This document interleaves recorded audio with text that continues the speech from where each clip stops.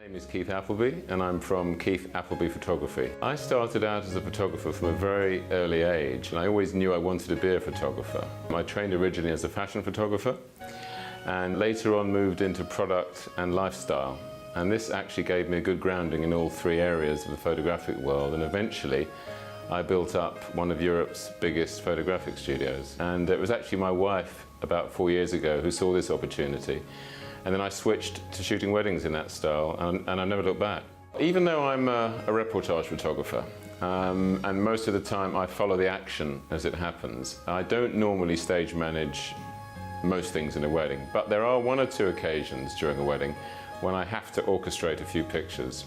Otherwise nothing would happen, particularly family group shots and solo shots of the couple just walking down, at me. Because if I didn't do that, we wouldn't have any shots at all. And even if you have the odd couple who say, I want it totally reportage, if you do it totally reportage and you do no family group shots or anything, somebody will be disappointed, particularly the mothers, the grandmothers. They'll say, why haven't you done a family shot? So I do orchestrate those shots.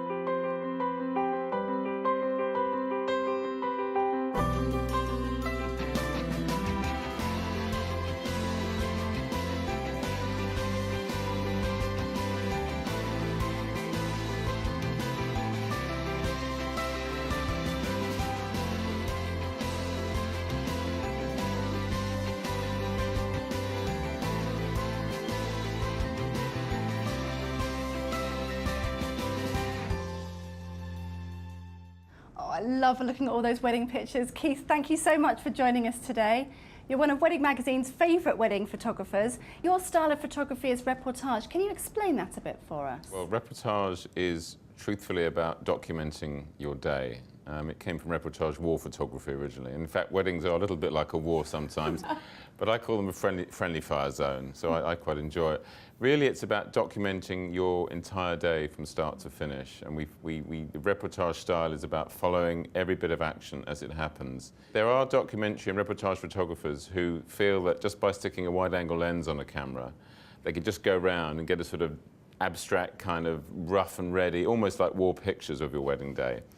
And you might like this, but I think that the best reportage photographers are those who can see the beautiful parts of the day as well as capturing the action. So it won't just be reportage with a wide angle. They'll be following you, but they'll be looking for your best angle and your guest's best angle. And they'll also be trying to find a bit of humour in the day, because there's lots of fun things at weddings. And personally, I like looking for humour all day long. You can't always find it. There's a lot of tension, a lot of, like, I'm getting married, But actually, once once you've actually committed and you've done your rings, it all kind of relaxes after that. Do you have any tips for loosening your brides up so that they don't look like they're so nervous? Well, a glass of champagne while you're getting your makeup on and your hair is a must, quite frankly, unless you don't like alcohol at all. And I would just keep breathing sensibly and think about, just enjoying the thing. Don't get hyped up. The whole thing about a wedding is you spend this whole year, 18 months about, finding weddings, cakes, photographers, flowers, whatever it is, and every little detail takes you forever. And then suddenly you're there. It's like having an Oscar night, And really, it's just like, this is your day, enjoy it. Don't get nervy about it, because you're marrying someone you love, you know him. Most people live with their fiancés these days. It's a tiny fraction you don't. So it's really about performing. You kind of feel you are performing in front of everyone. I think that's the scariest bit. Like, how will I walk down the aisle? Is the dress absolutely 100%? Well, it doesn't matter if it's a couple of things not quite right. You walk down, it's gone in a flash.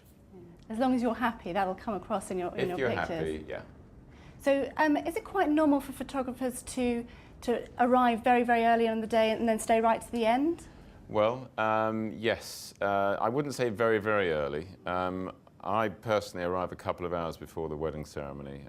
I don't spend a lot of time, masses of time, getting in your hair curlers with no makeup or anything, because you won't really want those shots as memories. But photographers, yes, typically a couple of hours beforehand, and some just go up to the first dance. More and more of us are staying because I personally find the dancing shots are quite fun. They're hard to get, Yes. because people are moving around. But usually I do a good hour or two of dancing these days. And obviously if you're having a special send-off at night, I mean, some people finish with fireworks or whatever it is, then you have to stay for that. Or if you're throwing the bouquet at midnight, if you're throwing a bouquet, you might not be. A lot of brides don't nowadays, I think. So it's about getting the whole day in. Yeah. But photographers do different packages. You know, some will do an 8-hour thing or a 5-hour. So each photographer will have his certain way of laying out his prices and his hours. So how important is it to get those more traditional group shots? It's very important to have formal shots. They don't have to be traditional.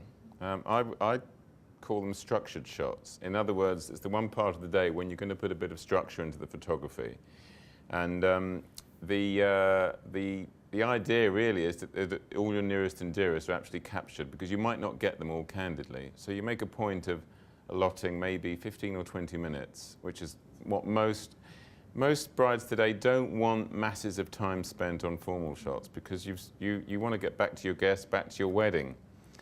And the biggest fear is, will that photographer take an hour over formal shots? Because we've all been to weddings where the bride and groom disappear with a family, and, you know, and 30 or 40 people march off somewhere by a river or wherever they're going. Yeah, they might fall in if they're unlucky, and they spend hours, sort of, you know, maybe an hour doing this. And my advice is that yes, they're important, and it's important to get good, happy pictures of everyone enjoying the day.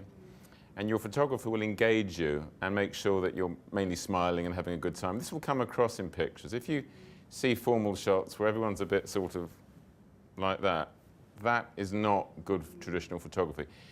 Years ago, that's what you got. You got everyone just standing there like that, you know. Today, most photographers, you know, it's about their personality and making you guys sort of, you know, relax in front of the camera. So obviously finding the photographer who's got the right style for you is key.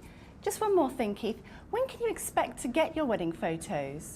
Well, you should get them when you come back from honeymoon in terms of hard copies, but most photographers today put them on a password-protected website. So this means that while you're lying on a beach somewhere with your toes in the water or whatever, with your laptop beside you, you can actually look at your wedding from anywhere in the world. And this is really what most of us are doing now. And that's really the best way of just at least pinching yourself and saying, yeah, actually, my wedding actually happened. That was me having a silly time or whatever. And so you get to see the pictures rather quickly today. We live in a world of fast stuff, and it would be a bit odd if you had to wait 3 or 4 weeks these days. The hard copies you would expect to have back when you come back from honeymoon. Then if you're having an album or a storybook, this has to be developed over the next few months, or sometimes a year, depending on how quick you are and how quick the photographer is on putting it all together. Fantastic. Well, lots of great information there, Keith. Thank you so much.